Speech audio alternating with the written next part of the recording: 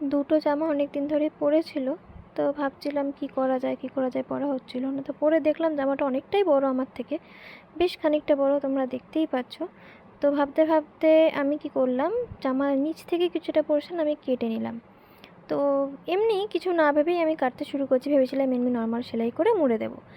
তো সেম জামা যেহেতু দুটো সেমভাবেই আমি কাটলাম, যাতে সেম হাইটটাও হয়ে যায়।